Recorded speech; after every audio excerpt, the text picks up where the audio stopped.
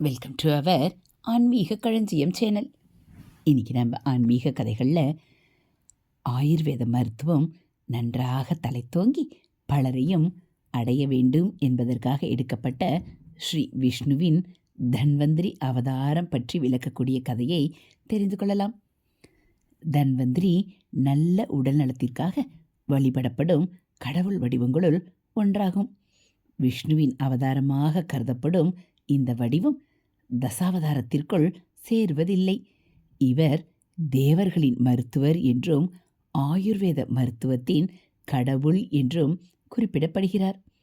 தமிழ் மருத்துவத்தின்படி தன்வந்திரி என்பவர் 11 சித்தர்களுள் ஒருவர் ஆவார். ஒருமுறை தேவர்கள் அசுரர்களுடன் போராடி வலிமை இழந்தவர்களானார்கள். அவர்களுக்கு உயிர் அச்சம் ஏற்பட்டது. எனவே படைக்கும் கடவுள் பிரம்மாவிடமும் தேவர்கள் தலைவரான இந்திரனிடமும் முறையிட்டார்கள். தேவர்களுக்கு வாழ்வளிப்பதற்காக பார்க்கடல் கடையப்பட்டது.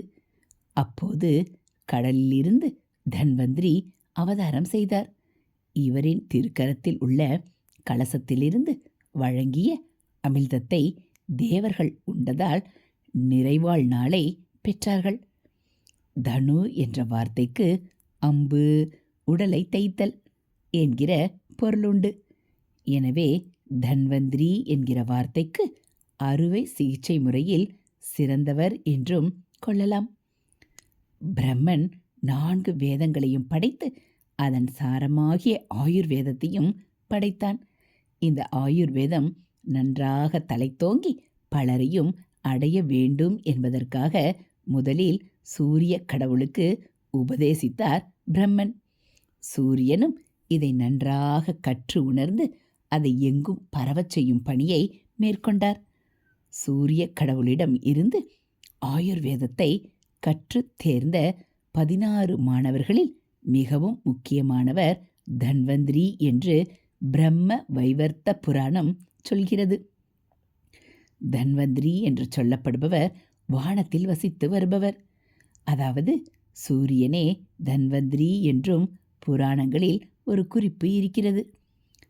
தன்வ என்ற பதத்துக்கு வான்வெளி என்று பொருள்.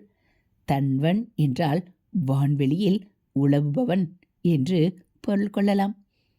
எனவே இவரையே சூரியன் என்றும் சொல்வார்கள். சூக்த கிரந்தங்களில் தன்வந்திரி என்கிற திருநாமம் சூரிய கடவுளையே குறிப்பிடுகிறது. தன்வந்திரிதான் ஆயுர்வேதத்தை படைத்தவர் என்று மத்ஸ்ய புராணம் கூறுகிறது. தன்வந்திரியை வைத்தியத்தின் அரசன், சிறந்த மருத்துவர் என்றும் குறிப்பிடுகிறது பத்ம புராணம். வாயு புராணம், விஷ்ணு புராணம் போன்றவையும் தன்வந்திரி அவதாரம் பற்றி சொல்கிறது. வைத்திய சிந்தாமணி, தன்வந்திரி தண்டகம் 140, 4 கண்ட ஜாலம், தன்வந்திரி கலை, தன்வந்திரி ஞானம், தன்வந்திரி தைலம், தன்வந்திரி கருக்கிடை, தன்வந்திரி நிகண்டு போன்ற நூல்களை இவர் எழுதியதாக குறிப்பிடப்படுகிறது. இதைப்போல ஆன்மீக தகவல்களையும் ஆன்மீக கதைகளையும் நீங்கள் தெரிஞ்சுக்கணும் அப்படின்னா மறக்காமல் நம்ம சேனலை சப்ஸ்கிரைப் பண்ணுங்கள். கூடவே பெல் ஐக்கானை கிளிக் பண்ணி ஆளுங்கிற பட்டனையும் அழுத்திடுங்க. நம்ம சேனலில் வரக்கூடிய தெய்வத்தின் குரல் பகுதிகள், மகாபிரிவா மகிமை, மகாபிரிவா அருள்வாக்கு, ஆன்மீக கதைகள், ஆன்மீக தகவல்கள் எல்லாம் உங்களுக்கு பிடிச்சிருந்தா ஒரு லைக்கும் கமெண்ட்டும் கொடுத்து உங்களுக்கு தெரிஞ்சவங்களுக்கும் ஷேர் பண்ணுங்கள்.